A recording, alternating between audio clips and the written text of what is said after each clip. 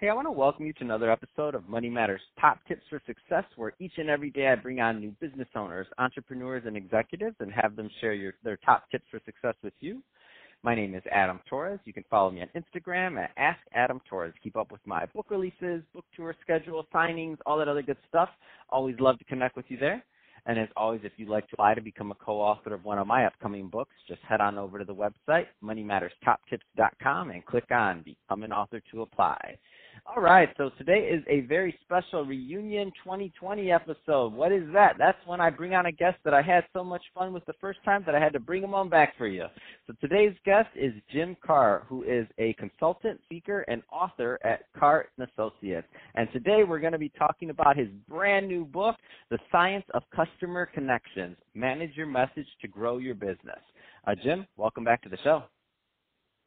Adam, it's a pleasure to be back here and talk with your listeners. I guess I didn't break anything the first time around, right? Got the security deposit back and got a return invitation. I don't know. I feel like I feel kind of like you were holding out on me in the last interview, though. I don't believe you brought up you had a new book coming out. So I don't know if I should be hurt or like excited. I'm like, oh, but I did get a chance to take a look at it. So I don't feel, because you did great work, I don't feel quite as bad about it. But I'm excited to get. You should not feel bad. When we last spoke, the book had not been released, and so it's hot off the presses.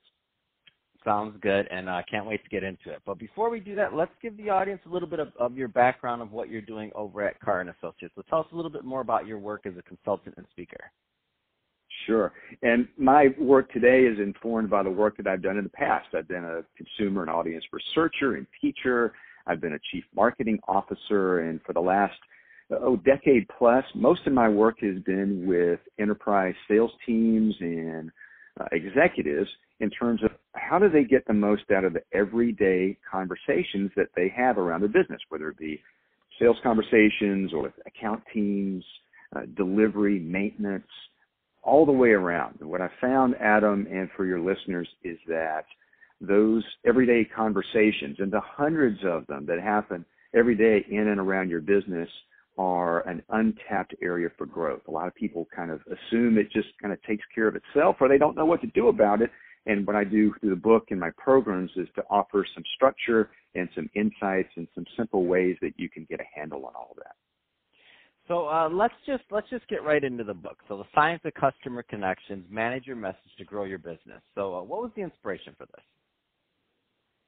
It was bringing together, Adam, the frustrations and the opportunities that I saw over the years in dealing with clients or speaking to groups or doing coaching work. And it would range, the frustrations that I would hear, Adam, would tend to range from, on one side, it's kind of a beat the table, like, why don't they get it? And that they could mean prospects or clients, or it could mean their own employees. You know, why can't we get some consistency around how to communicate our value proposition? Why can't anyone around here tell a story? I don't know what we do.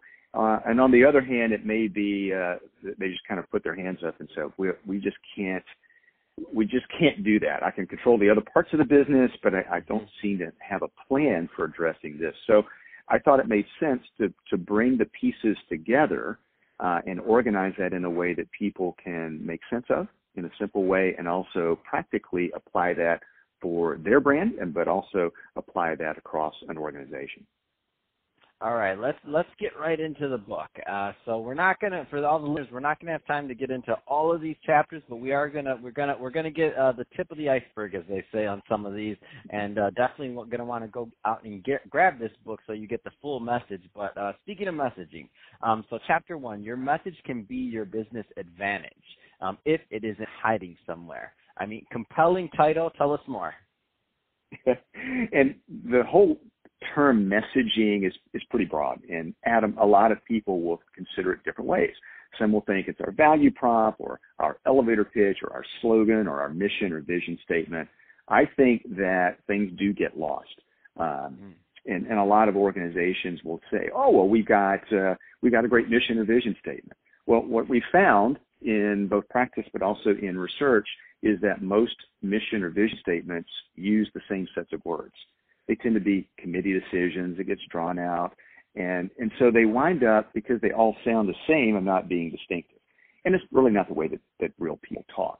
So the premise for the first chapter is to really set up and say, this is, that most word of mouth happens offline, even in this modern digital age. And those offline conversations carry more impact for growing your business, because that's where people tend to put more of their trust and put more of their attention. So the premise, again, is let's manage that the way that we manage other important business functions. And then I break it down into different sections of the book between the message, prepping your messengers, the people to share that message, and then third, some simple management habits you can use to keep it fresh and to keep it consistent. So when I saw the title for this one, I had to laugh. I'm like, okay, this is great. So not every messenger is created equal, but nearly all can be effective. So let's go into this one, because I'm always thinking, as a messenger, am I equal to, I don't know, some of the other podcasters out there? I'm like, I'm in my head with these things. I'm like, all right, Joe Rogan's pretty freaking funny. He deserves the number one spot, but he's been in comedy for 20 plus years. So give us a little bit more on that one, please. And Joe Rogan has a special skill that he's honed over the years. But Adam, and for your listeners, we have been told, or we've been assumed some things over time that science and practice have shown not to be true. So, for example, it is widely assumed that extroverts are the most persuasive people, especially when it comes to selling and business growth. But what we found in studying real salespeople and their effectiveness and comparing on personality dimensions is that extroverts are no more effective than introverts, if you take all the factors into account. And it's actually those of us who are in the middle, among them, we call them ambiverts, who are the most effective. So they're kind of in the middle of a bell curve. And so the implication is, just by personality dimension, don't assume that you or your team members that, some can do this and some really can't. In fact, we all have some special skills, and the people in the middle who are most effective are also the most numerous. Most of us tend to be kind of in the middle. So the chances are most of the people in your business, most of your current customers, most of your friends are, by personality, very well equipped.